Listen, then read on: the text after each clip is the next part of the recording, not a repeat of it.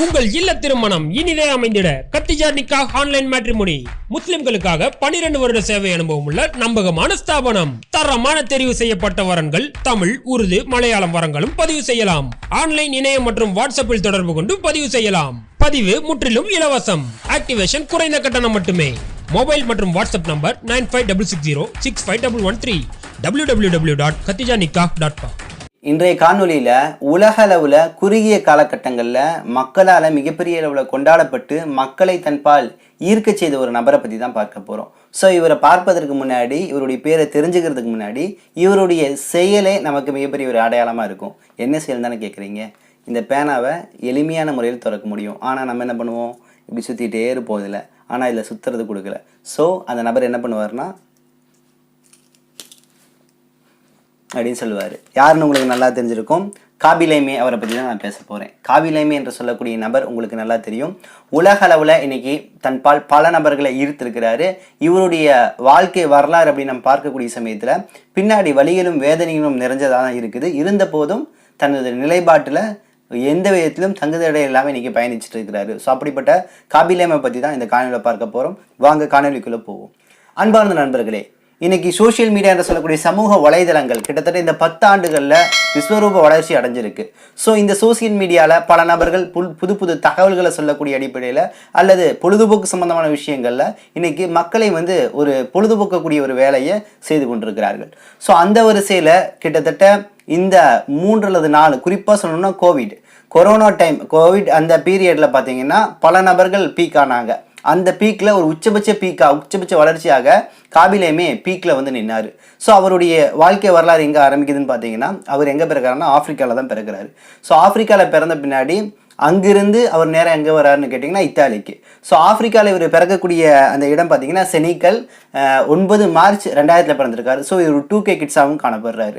So அவருடைய வாழ்க்கை விதத்தை பொறுத்த வரைக்கும் ஒரு எளிய குடும்பம் தான், பின்தங்கிய குடும்பம், குறிப்பாக ஒரு ஒடுக்கப்பட்ட சமூகமாக காணப்படுது. காரணம், காபி லைமே ஒரு முஸ்லீமாக இருக்கிறார். கூடுதலாக அவர் பின்னாடி காலங்களில் ஒரு ஹாஃபிலாகவும் மாறியிருக்கார் அப்படிங்கிறதான் கூடுதல் சிறப்பான செய்தி. ஸோ இந்த காபி லைமே என்ன பண்ணியிருக்கிறாருன்னா, ஆப்பிரிக்காவில் இருக்கக்கூடிய சமயத்தில் பல்வேறு கஷ்டங்கள் ஏற்பட்டனால அவருடைய தந்தையும் தாயும் இவர் அழைச்சிட்டு நேராக இத்தாலிக்கு கூப்பிட்டு போகிறாங்க. அங்கே குடியுரிமை என்பது கிடைக்கப்பெறல. ஸோ குடியுரிமை கிடைக்காத ஒரு சூழலில் அங்கே போகிறாரு. உங்களுக்கு இத்தாலி தெரியும். இத்தாலி எங்கே இருக்குன்னா யூரோப் கண்ட்ரிக்குள்ளே இருக்குது. ஸோ யூரோப்பிய நாடுகள் உங்களுக்கு தெரியும், இன்றைக்கி பலஸ்தீன் இஸ்ரேல் போர் போது இஸ்ரேலுக்கு பெரிய லெவலில் சப்போர்ட் பண்ணுறது இத்தாலி என்ற நாடு. ஸோ இந்த இத்தாலி என்ற நாடு யார் அதிகமாக சார்ந்திருக்காங்கன்னா ஜெர்மன் போன்ற நாடுகள். ஜெர்மன் தான் அங்கே டாமினேட் பண்ணும். ஜெர்மனில் தான் தொழில் நிறுவனங்கள், தொழிற்சாலைகள், தொழிற்கூடங்கள் எல்லாமே இருக்கும். ஸோ இத்தாலி, கிரீஸ் போன்ற நாடுகள் எல்லாமே ஜெர்மனியை சார்ந்ததாக இருக்கும். அப்படிப்பட்ட நிலையில் இத்தாலியில் நிறவரி என்பது இன்றளவும் இருக்குது, மதவெறி என்பது இன்றளவு இருக்குது. ஸோ இந்த இரண்டுக்கும் உள்ளாகக்கூடிய ஒரு நபராக தான் காபி லைமே இருந்திருக்கிறார். ஏன்னா அவர் ஒரு முஸ்லீமாகவும் இருக்கிறாரு, ஒரு கருப்பினத்தை சார்ந்தவராகவும் அவர் கூறப்படுறாரு. ஆனால் ஒரு முஸ்லீமாக ஆகக்கூடிய சமயத்தில் மொழியாலோ நிறத்தாலோ இனத்தாலோ ஒருத்தனை வேறுபடுத்தி இஸ்லாம் என்பது பார்க்காது. ஸோ அந்த அடிப்படையில் தான் காபி லைமே என்பவர் ஆப்பிரிக்காவில் இருக்கும் போது வறுமை இருந்துச்சு தவிர அவர்கிட்ட நிறவெறியோ அல்லது இனவெறியோ கிடையாது. காரணம், அவர் ஒரு முஸ்லீம், ஒரு சிறந்த ஒரு முஸ்லீமாக இருந்தால் இன்னைக்கும் பிராக்டிஸ் முஸ்லீமாக இருக்கிறாரு, அதை பின்பற்றக்கூடிய முஸ்லீமாக இருக்கிறாருன்னு அவரே பல இடங்களில் சொல்லி கொண்டிருக்கிறார். ஸோ இப்படிப்பட்ட நிலையில தான் இவர் இத்தாலிக்கு வராரு. இத்தாலிக்கு வந்த பின்னாடி ஒரு வயதில் வர்றாரு. அங்கே தந்தை ஒரு பிரைவேட் கம்பெனியில் வேலை செய்கிறாங்க. வீட்டில் அவருடைய தாயார் எப்பொழுதும் போல வீட்டு வேலைகளை செஞ்சுட்டு இருக்கிறாங்க. ஸோ வறுமையின் சூழல், இங்கே குடியுரிமையும் கிடைக்கப்படலை. அதை தாண்டி மதத்தாலும் நிறத்தாலும் ஒடுக்கப்படக்கூடிய ஒரு சூழல் என்பது இந்த குடும்பத்துக்கு இருந்துகிட்டே இருந்திருக்கு. ஸோ இவர் கொஞ்சம் பெருசாகிறாரு. பெருசான பின்னாடி இவர் ஒரு இடத்துக்கு ஒரு வெயிட்டராக வேலைக்கு போகிறார், ஒரு ஹோட்டலுக்கு.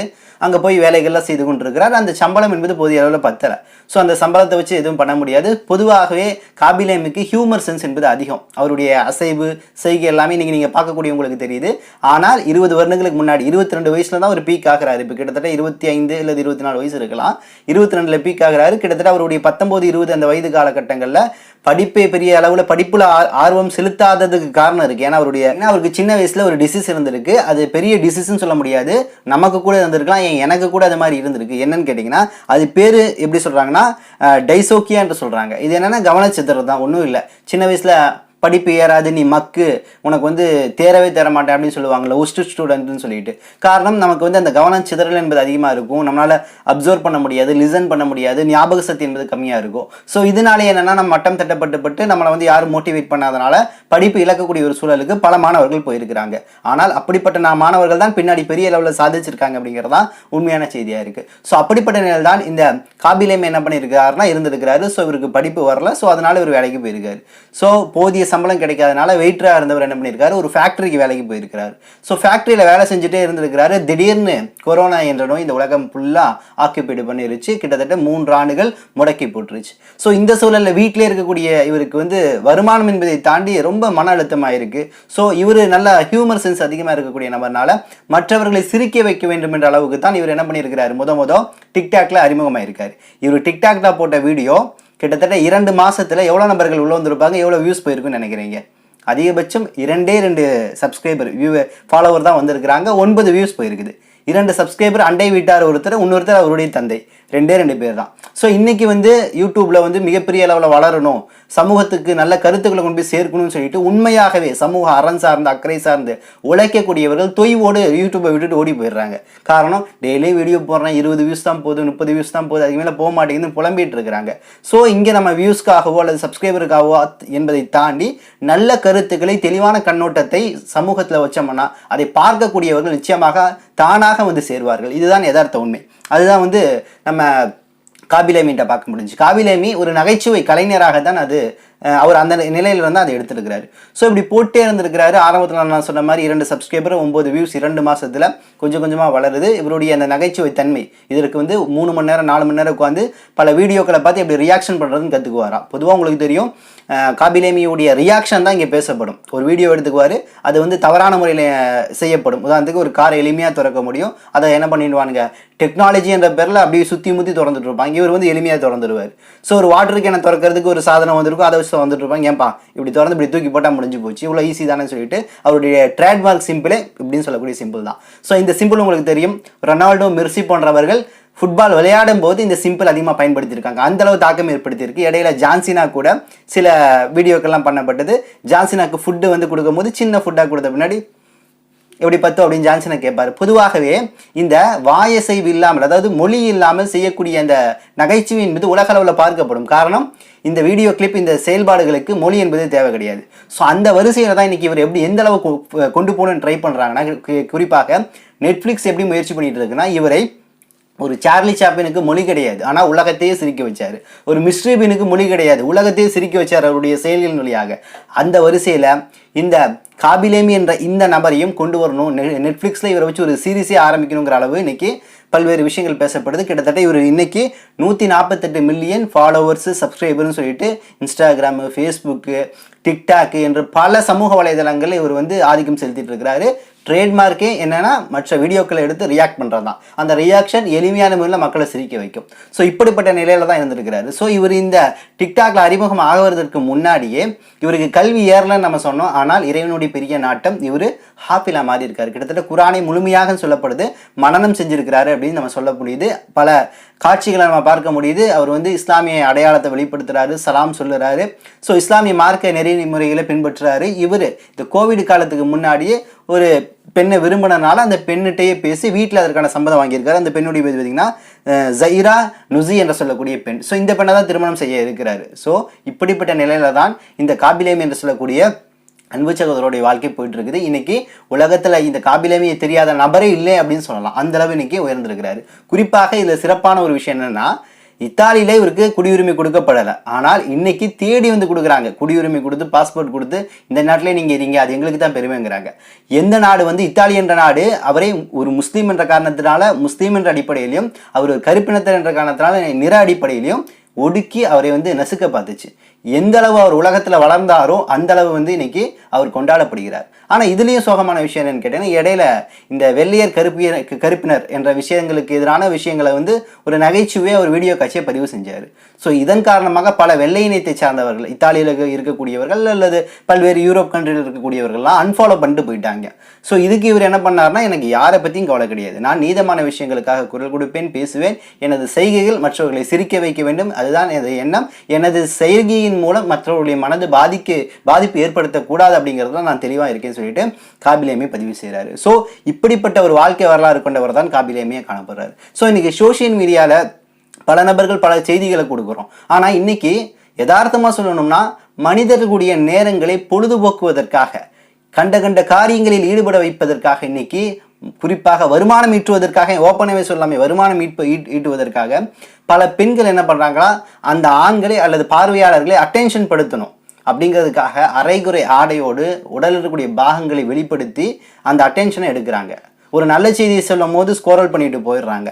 அதே ஒரு அரைகுறை ஆடையோடு ஒரு பெண் வந்து ஆடனா அப்படின்னா அதை இவர்கள் நின்று பார்க்கிறார்கள் அட்டென்ஷனோடு அப்படிங்கிறத தாண்டி கமெண்ட்ல இது ஒரு கலை, இதெல்லாம் தவறு கிடையாது அப்படின்னு சொல்லக்கூடிய நபர்கள் அவருடைய தங்கையோ அல்லது அவங்க வீட்டில் இருக்கக்கூடியவர்களோ இதே போன்ற ஆடை உடுத்தி சோஷியல் மீடியாவில் வர சம்மதிப்பார்களாங்கிற கேள்வி தான் நம்ம அழுத்தமாக வைக்கக்கூடிய சூழலில் இருக்குது. ஸோ இன்றைக்கி சோஷியல் மீடியாவில் ஒரு பக்கம் நல்ல செய்தி சொல்லப்பட்டாலும் மறுபக்கம் மனிதர்களுடைய பொழுதை எளிமையான முறையில் கழிக்க வேண்டும் என்ற அளவு தான் போயிட்டுருக்கு. ஸோ இந்த நேரத்தில் தான் நேற்று ஒரு செய்தி சொன்னதை மீண்டும் நான் சொல்கிறேன். சூரிய வெப்பம் அதிகமாக இருக்கிறனால, பூமியில் சூரியனுடைய தாக்கம் அதிகமாக இருக்கிறதுனால கூடிய விரைவில் சூரிய வெப்பத்தின் அதிகமான எழுச்சியின் காரணமாக செயற்கைக்கோள்கள்லாம் வெடிக்கக்கூடிய வாய்ப்பு இருக்குன்னு சொல்லிட்டு நாசா இன்னும் பல்வேறு வான்வெளி சார்ந்த ஆராய்ச்சியாளர்கள்லாம் சொல்லிட்டு இருக்கிறாங்க. ஸோ அந்த அடிப்படையில் பார்த்தோம்னா செயற்கைக்கோள்கள்லாம் வெடிச்சிருச்சுன்னா இங்கே இணைய சேவை என்பது இருக்காது. ஸோ இன்டர்நெட் இல்லையாட்டி மொபைல் யூஸ் பண்ண முடியாது, ஃபோன் பண்ண முடியாது, தொலைக்காட்சி பார்க்க முடியாதுன்னு சொல்லிட்டு பல சிக்கல் இருக்குது.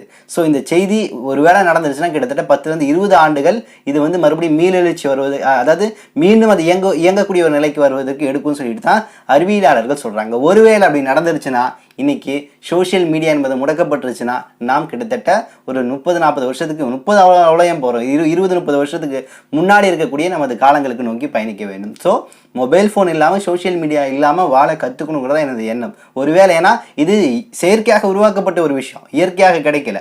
ஒரு காற்றும் ஒரு சுவாசமும் அல்லது நாம் இயற்கையாக விளையாடக்கூடிய ஒரு ஆரோக்கியமான விளையாட்டும் பேச்சும் இதெல்லாம் நம்ம வாழ்க்கையில் அன்றாடம் கலந்தது. ஆனால் இன்றைக்கி மொபைல் ஃபோன் தொழில்நுட்பம் என்பது நம்மள்கிட்ட வந்திருக்கு, டெம்பரரின்னு தான் சொல்ல முடியும். நான் சொன்ன மாதிரி திடீர்னு அது நடந்துருச்சு அப்படின்னா நம்மளுடைய மனநிலை எப்படி இருக்கும் அப்படிங்கிறத ஒரு நிமிஷம் சிந்திச்சு பாருங்க. பல்வேறு நபர்கள் கேமுக்கு அடிக்டாக இருக்கிறான், இவனுக்கு இன்டர்நெட் சேவை இல்லை, கேம் விளையாடினாடி பைத்தியம் முடிச்சிடும்.